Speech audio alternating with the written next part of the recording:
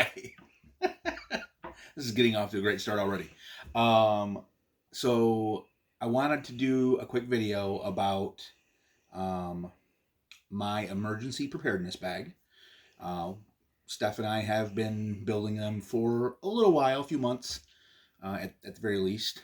Um, and we're trying to improve them as time goes on, and it's always an improvement. You can always be more prepared. And no matter what situation we're facing, we're never going to be completely prepared for every situation. But I wanted to throw together a quick video to go over 10 things plus a couple bonus items that people might not think they should have in their preparedness bag. Now, my bag and Steph's bag and our kids' bags are put together to help us weather situations that would be localized to us. So, violent weather um, is our major, you know, uh, emergency situation. Tornadoes, snowstorms, unlikely but possible flooding, possibly wildfires. I don't. That's not really a huge thing here, but the wildfires in California and the earthquakes in California in the last year or so, hurricanes, tornadoes, things of that nature, all around the country have taught us over and over and over. You're not crazy to be prepared. It's not it's a doomsday scenario. No, got a bag.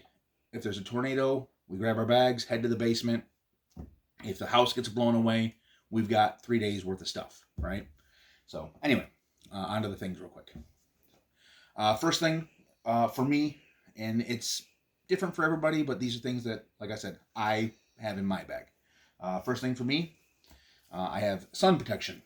Weather protection is a major factor if you're going to be out and about, especially in different seasons. But I want to have a ball cap. I don't typically wear sunscreen, but sunscreen is another thing that you might want. Some eye protection with tinted lenses. So, sunglasses or ballistic goggles, safety goggles, or the tinted safety glasses, all good options. Maybe a neck gaiter.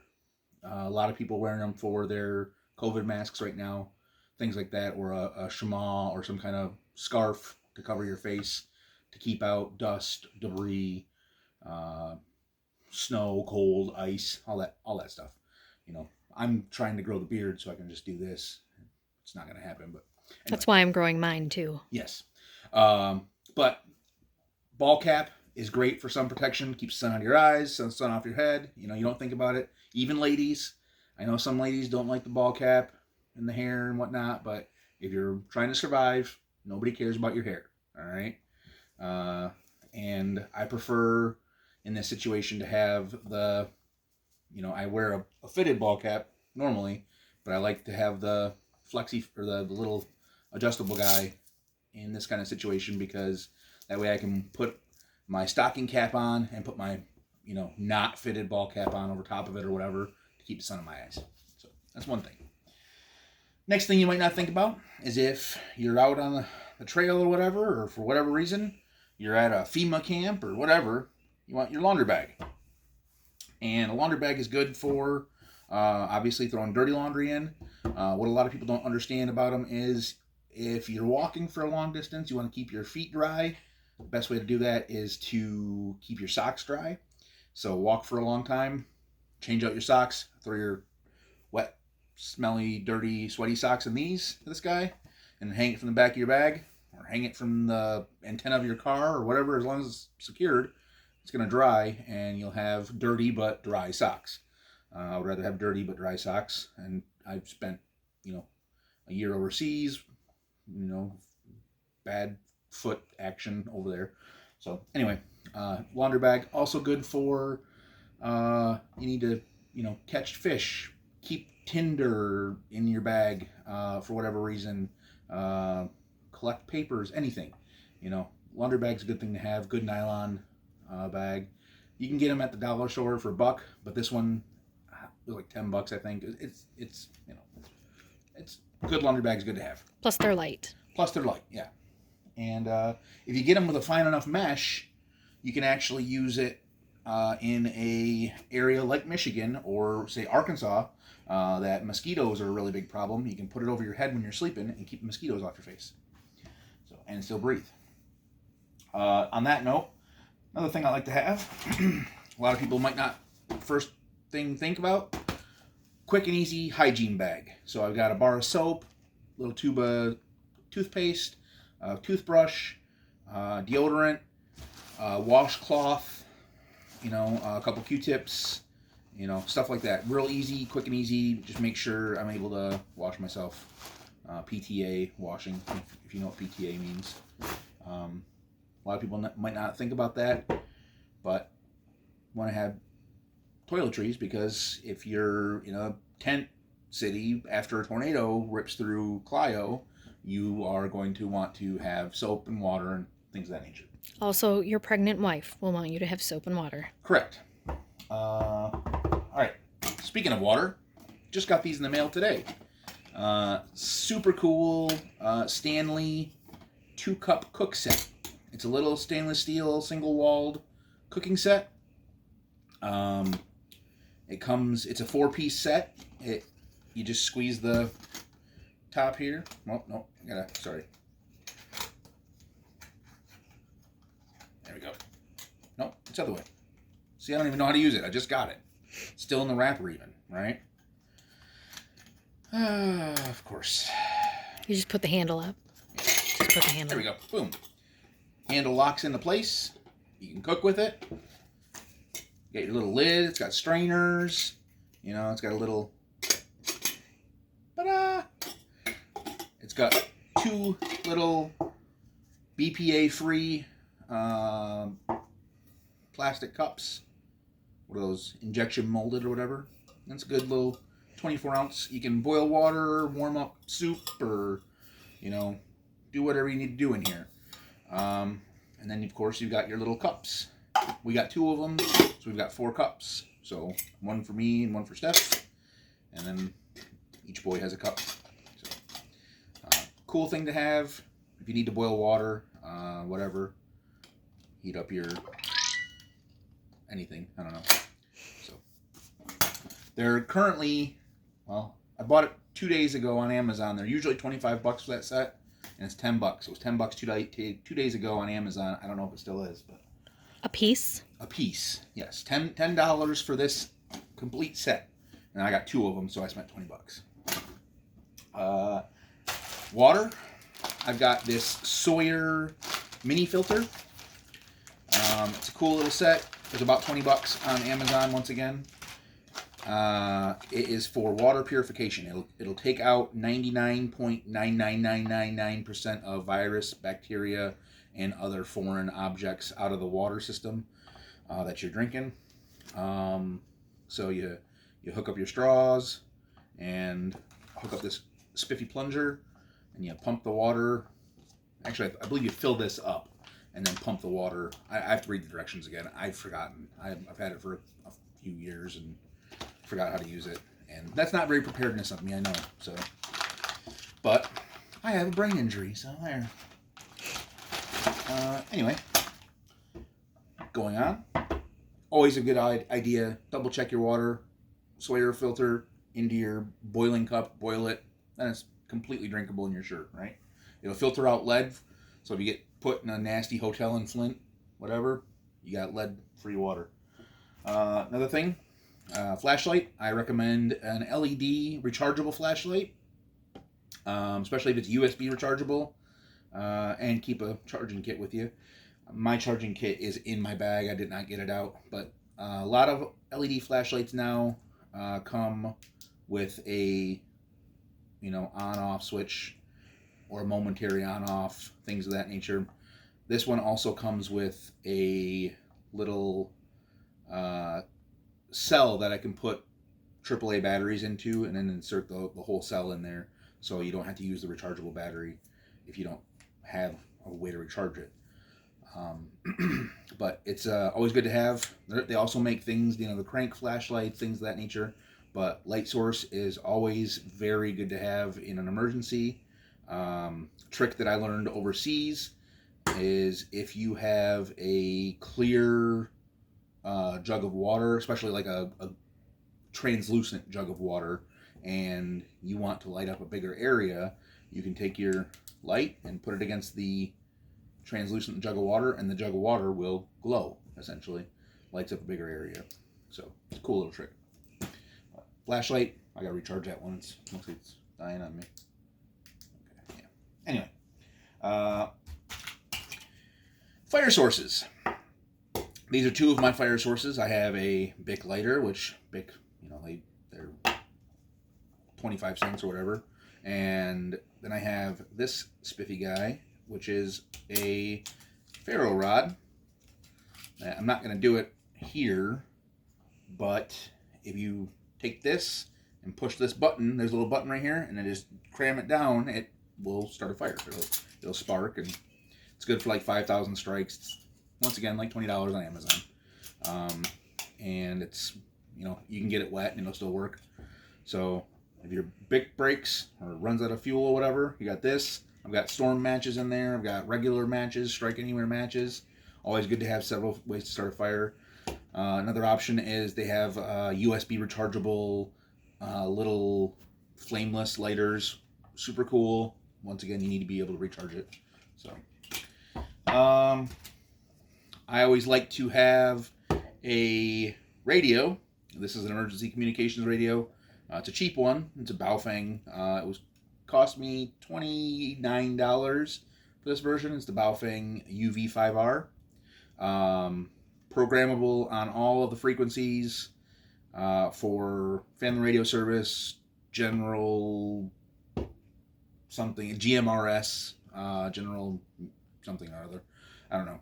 GMRS service, MERS service, ham radio frequencies, and it will also receive several like NOAA stations, so you get your weather reports. It'll receive emergency broadcasts on certain frequencies, all frequencies that I'll eventually put together a frequency list and put it in the group so everybody can see it and have access to it.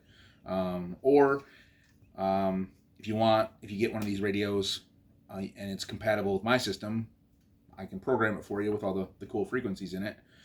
You're supposed to be licensed to use GMRS and ham radio channels, and technically you're not supposed to operate this radio on FRS channels, but in an emergency, I don't care, honestly.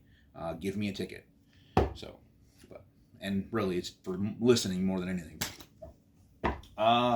Something else that you want to have in an emergency situation, I have my little admin pouch. I've got a little notepad, a simple ballpoint pen, and a Michigan road map. So, and you'll notice that I keep a lot of stuff in Ziploc baggies because it's waterproof. I keep them zipped up. That way, if my bag gets submerged, gets rained on, gets dropped in the snow, gets whatever, my stuff is all going to stay dry. But road map of Michigan, little notepad, little pen, a bonus item, one of my 2 bonus items. You want to have a little pack that has all of your vital documents in it. Deed to your house, birth certificates, social security cards, Copy of driver's driver's license, any vaccination records, anything like that. Anything that you think is a vital record, passport. And obviously you're not going to put your originals in there necessarily, but I do recommend photocopying all this stuff and then laminating it and or putting it in a watertight container.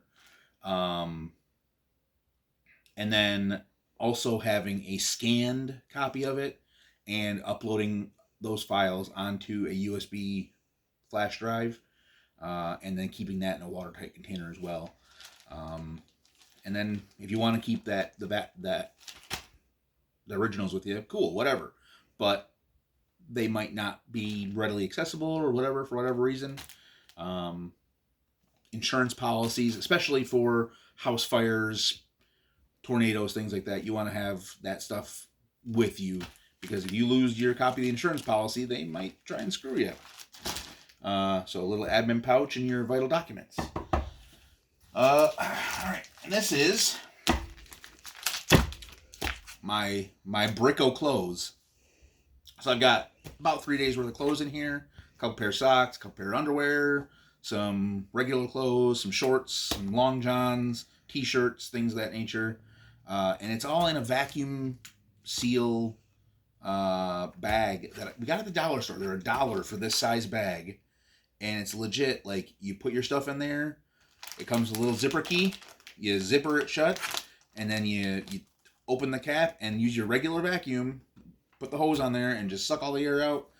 Close the thing, and it's good. I mean, it stays vacuum sealed, and it's reusable. And even if it's not vacuumed down, it's still watertight. So your clothes will stay dry.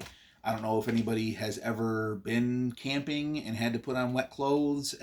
It is not a pleasant experience to try and sleep in wet clothes or operate in wet clothes or anything in wet clothes, really.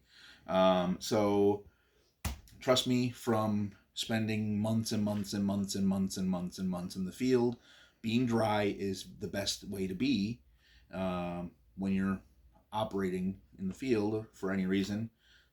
Dry clothes are the best way to stay dry, obviously. So that's my dollar store. Is it Family Dollar that we got these at? Dollar Tree. Dollar Tree. Got these at Dollar Tree. It's $1 for the large zipper bag. Amazon sells a big kit of like 30 different bags for like $25 or something like that. So that's cool. All different sizes. These were decent quality for the price. Yeah, And they're like thicker than a freezer bag. So we were surprised. Yeah. So that's item number 10 plus one bonus item. My last bonus item is something else I just got today. This is my rapid deployment bag. Now, I like this bag. I just got it today, but I did a lot of research before I bought it. If whatever reason I can't get my big bag, or this is the only thing I can grab, or someone's breaking into my home, whatever, I'm going to grab this bag and my personal defense item, which this will supply plenty of personal defense marshmallows. Wink, wink. But anyway, this has a couple of pouches. This one specifically is, I think it's called U.S. Patrol Gear, or I don't know, doesn't matter. But I got it on Amazon for like $35. It's got a couple of magazine pouches. It's got a pistol magazine pouch, which I'm using for another rechargeable LED flashlight. It has a cool pouch in here with a place to put something that you can fit in one hand and repel people. And then it also has my flashlight recharging kit and a couple other things in the pocket. I just got this today, so I haven't packed it. I'm planning on using a similar bag for what's my get home bag. I have my get home bag all planned out. I actually don't have it packed right now because I'm lazy. But your get home bag is going to be a different video. Our plan personally is to bug in, and I'll go over like bugging out and the differences and the pros and cons and everything like that later. But our plan is to bug in. We have family in the area, we have friends in the area, and we have lots of stuff here that will get us through an emergency. And I don't want to try and go somewhere because of the dangers of leaving my home in an emergency. That being said, if for whatever reason we have to leave in a hurry, or our home becomes uninhabitable for whatever reason, we've got 3 days worth, because of course I've got food and water and things of that in my bag. If stuff will pan down and show my whole bag, it's unpacked right now, but I've got a little food kit, I've got my first aid kit, I've got some entertainment stuff, I've got a pack of cards and stuff in there. It's all going to be covered later on in a full-on 72-hour survival bag or emergency preparedness bag video. I just wanted to go over these quick items before my pregnant wife, falls asleep while filming. Um, anyway, if you have any questions, let me know. If you have any ideas, what's in your bag that's not in my bag, or what are some items that you think are cool that I don't know about? Just hit them down in the little doubly do down here, and there you Comments. go. And we'll compare notes. That's what this is all about. Making each other stronger so we can all come together and become a better community, right? Um, and I know I haven't posted it anywhere yet. I just wanted to go with our tenets of the Spectre group, and it is take action, care for others, the taco method. So, a couple of my paintball guys are gonna smile at that. I spent a lot of time repurposing the name from my paintball team over to this because it's much more applicable to this now because I'm way too old and fat for paintball. But I'm not too old and fat to take care of my family. So, that being said, I will talk to you later. Let me know if you have any questions. Thanks.